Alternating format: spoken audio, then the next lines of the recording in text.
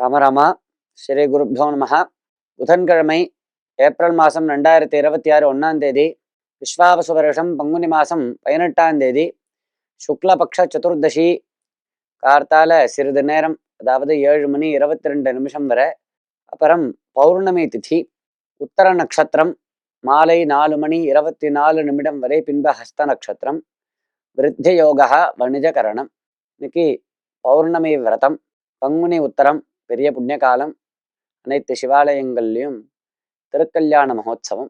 ராகு காலம் மத்தியானம் 12:01, யமகண்டம் காலை 7:30 மணி முதல் 9 மணி வரை.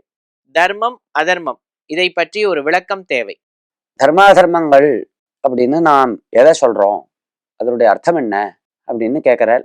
தர்மம் பண்ணணும், அதர்மம் பண்ணக்கூடாது அப்படின்னு சொல்றாலே இதனுடைய சிம்பிள் டெஃபினிஷன் என்ன அப்படின்னு கேள்வி.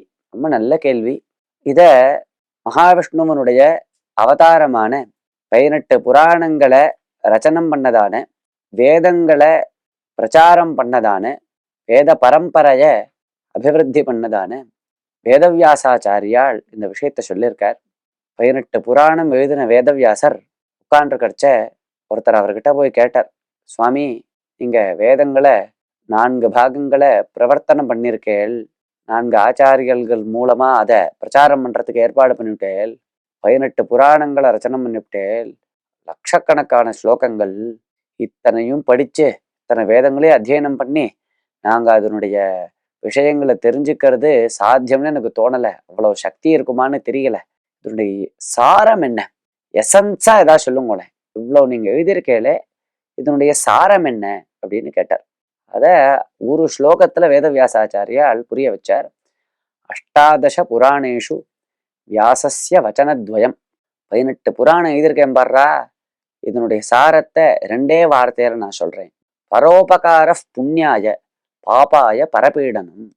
புறத்தியாருக்கு நன்மை செய், அது சரீரத்தாலேயோ இல்ல வாக்காலேயோ இல்ல மனசாலேயோ இல்ல பொருளாலேயோ ஏதோ ஒரு விதத்துல பிரத்தியாருக்கு நன்மை செய், அதுதான் புண்ணியம், அதுக்குதான் தர்மம்னு பேரு.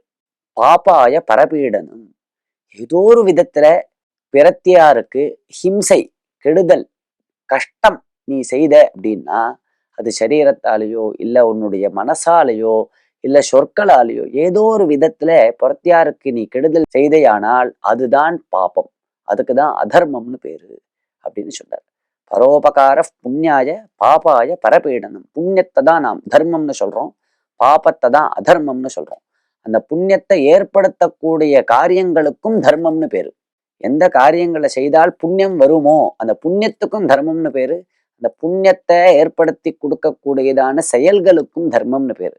அதே மாதிரி பாபத்துக்கு அதர்மம்னு பேரு. அந்த பாபத்தை உண்டு பண்ணக்கூடியதான கெட்ட செயல்களுக்கும் அதர்மம்னு பேரு. இப்படி வியாசரனுடைய ஒரு டெஃபினிஷன். ராமராம்.